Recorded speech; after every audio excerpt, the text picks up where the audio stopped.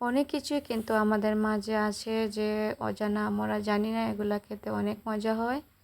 তো ভাবলাম আজকে এই কলার মোচাটা দিয়ে একটা মজার রেসিপি বানাবো। তো এখানে দেখেন আমি ক্লিন করে এগুলাকে সুন্দর করে কেটে নিয়েছি। একদম ছোটো ছোটো করে এগুলাকে কেটে নিয়েছি। নেওয়ার পর আমি এটাকে 5 মিনিট সিদ্ধ করে নেব। তার জন্য আমি এখানে হলুদ গুঁড়া দিয়ে দিলাম আর পানি দিয়ে এটাকে আমি সিদ্ধ করে নেব। 5 মিনিট কিন্তু এটাকে জাল করে নেব। তো দেখেন এখানে আমার জাল করে নেওয়া হয়েছে। এখন আমি একটু ঠান্ডা পানি দিয়ে এটাকে ধুয়ে নিচ্ছি। তো ধোয়া শেষ। এখন আমি একটা কড়াই বসিয়ে দিয়েছি। কড়াইয়ের মধ্যে তেল দিয়ে আমি প্রথমে এখানে কালো জিরা দিয়ে দিলাম,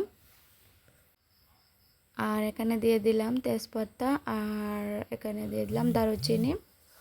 তো এটাকে আমি একটু হালকা ভেজে এখানে আমি রসুন দিয়ে বাগারটা দিয়ে দিলাম।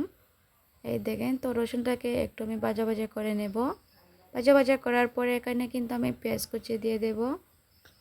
পেঁয়াজ কুচি দিয়ে এটাকে আমি একটু ভাজা ভাজা করে নেব। এই দেখেন, একটু হালকা ভাজা ভাজা হয়ে গেলে এখানে আমি অল্প পানি অ্যাড করে নেব। এটা একটু স্কিপ করে নিলাম। আর এখানে দিয়ে দিলাম আমি কাঁচামরিচ, আর দিয়ে দিলাম হলুদ গুঁড়া, মরিচ গুঁড়া, ধনিয়া গুঁড়ো দিয়ে দিলাম, আর এখানে দিয়ে দিলাম অল্প জিরা গুঁড়া।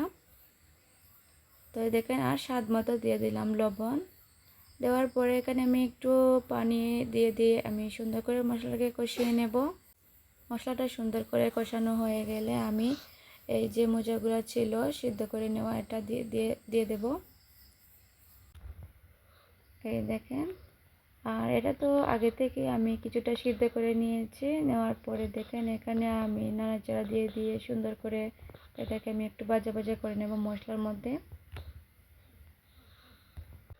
কত সুন্দর একটা কালার এসেছে দেখেন। আসলে অনেক কিছু জিনিস আছে যে আমরা জানি না, এগুলা খেতে অনেক মজা হয়। বাট রান্না করার পরই বোঝা যায় এটার স্বাদটা কীরকম আসে।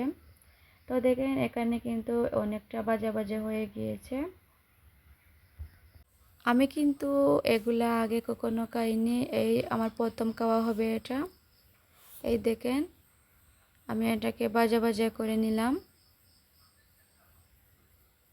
কত সুন্দর একটা স্মেল এসেছে। আসলে খেতে এটা অনেক মজা হয়েছিল। তো আমার এটা ফাইনালি হয়ে গিয়েছে। এবার আমি একটা পাত্রে তুলে নেব। এই দেখেন, আমি একটা মাটির পাত্র নিয়েছি আর এটাকে তুলে নিচ্ছি। এই দেখেন, খুবই লোভনীয় লাগছে, আর ভাত দিয়ে খেতে এটা এত মজা ছিল খেতে। তো আজকে আমার রেসিপিটা কেমন হলো সবাই আমাকে জানাবেন, আর সবাই ভালো থাকবেন। আল্লাহ হাফিজ।